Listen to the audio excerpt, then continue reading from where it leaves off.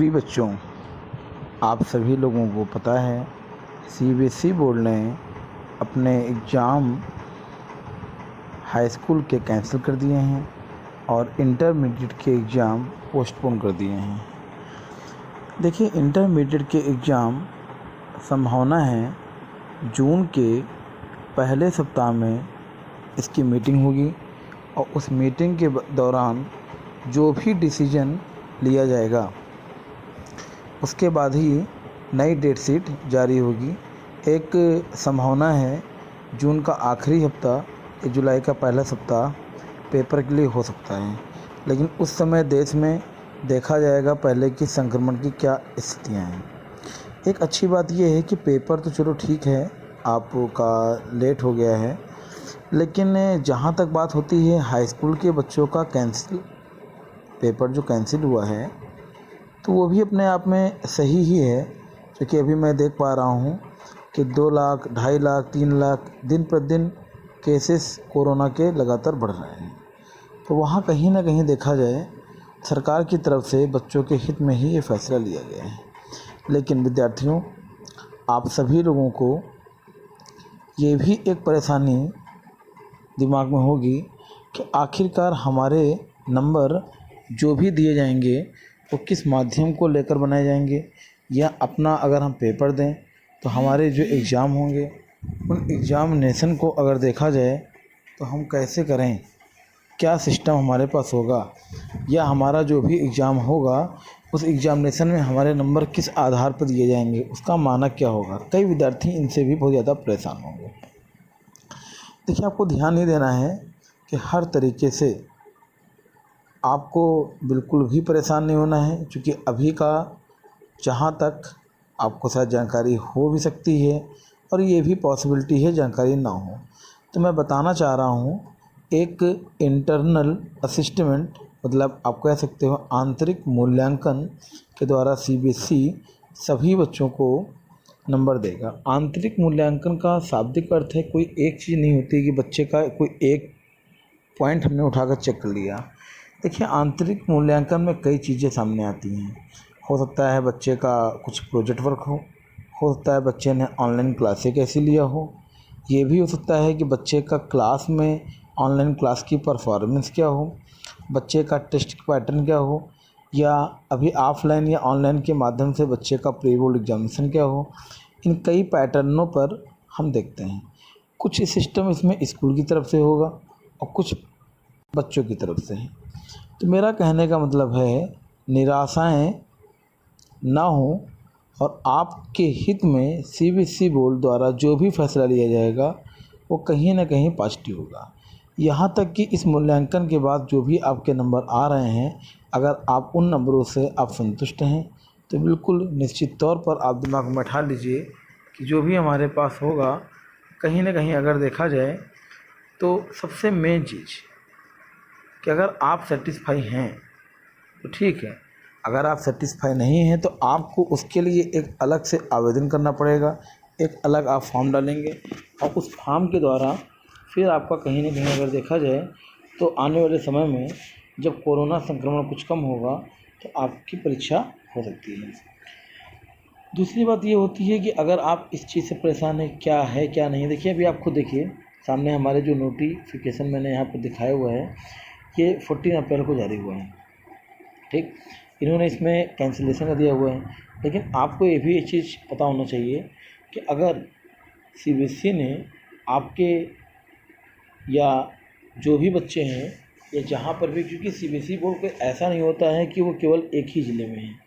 CBSE board आपको पता है अलग अलग जगहों पर और अलग अलग हमारे पास प्रदेश हैं, ऑल इंडिया लेवल का बोर्ड है, इसलिए हर एक जगह पर कहीं संक्रमण कम है, कहीं ज़्यादा है, कहीं बहुत ज़्यादा है। हर एक बच्चों के हित में सीबीएसई ने फैसला लिया है। मेरा मतलब ये है कि अपनी पढ़ाई आप कंटिन्यू थोड़ी बहुत जो भी आपकी है उसको जारी करते रहिए। अगर आपको इस चीज़ से है कि हाँ हो सकता है कि हमारे नंबर कम आ जाए तो हमको एग्ज़ाम देना पड़े, क्योंकि एक बार अगर आपकी डिसकंटिन्यूटी बन जाती है तो दिक्कतें हो जाएंगी। दूसरी बात क्या होती है कि मानक किसी एक बच्चे का एक नहीं होता है, कई अलग अलग मानकों के अनुरूप ही उसको नंबर दिए जाते हैं। हो सकता है कि उसका ऑनलाइन परफॉर्मेंस अच्छा हो सकता है बच्चे का प्रोजेक्ट वर्क अच्छा हो सकता है बच्चे ने कोई भी ऐसा वर्क किया हो जो स्कूल में उसको प्राइज या डिस्ट्रीब्यूट किया हो इस साल। तो ऐसे कई कई आंतरिक मूल्यांकन हो सकते हैं।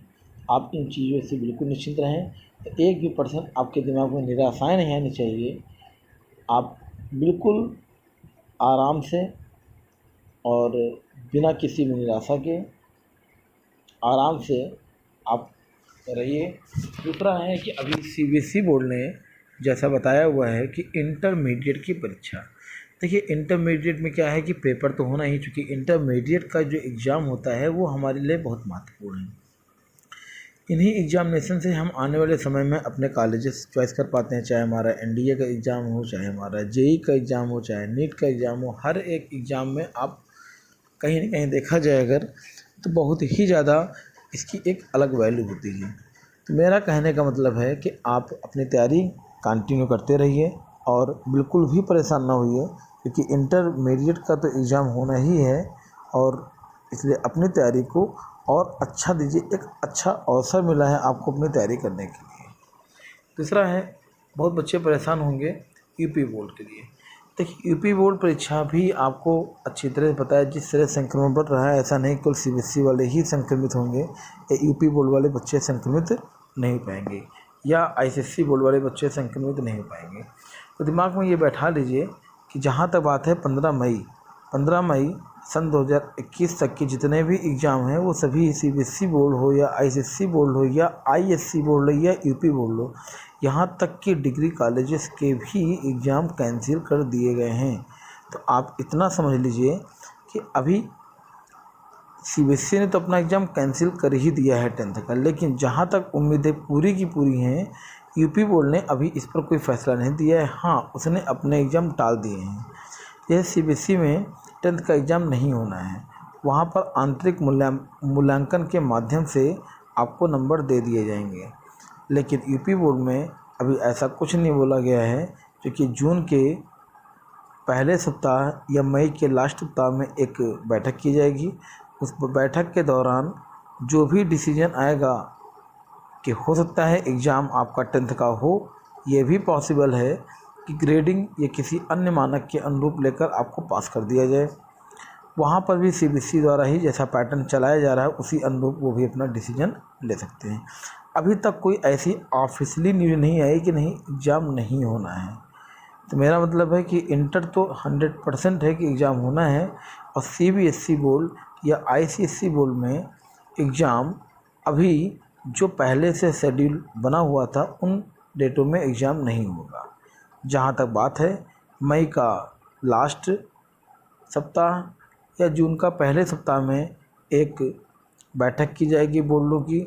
उस बैठक के दौरान जो भी डिसीजन आएगा कि 10th और 12th के एग्ज़ाम कब से कराए जाएं, तो उस समय सबसे गंभीर बात होगी कि कोरोना के संक्रमण को देखा जाएगा। क्या अगर वो कुछ हद तक कम है, ये बच्चों की सेफ्टी ज़रूरी होती है, इसलिए हमको ये भी देखना है कि बच्चे आराम से क्या एग्ज़ाम देने के बाद घर आ रहे हैं तो क्या कोई दिक्कत तो नहीं हो रही है। अगर ऐसी परेशानियों से बच्चा जूझ रहा है तो कहीं ना कहीं इसको और आगे तक के लिए बढ़ाया जा सकता है। तो मेरा मतलब है आप अपनी पढ़ाई को कंटिन्यू बना कर रखिए।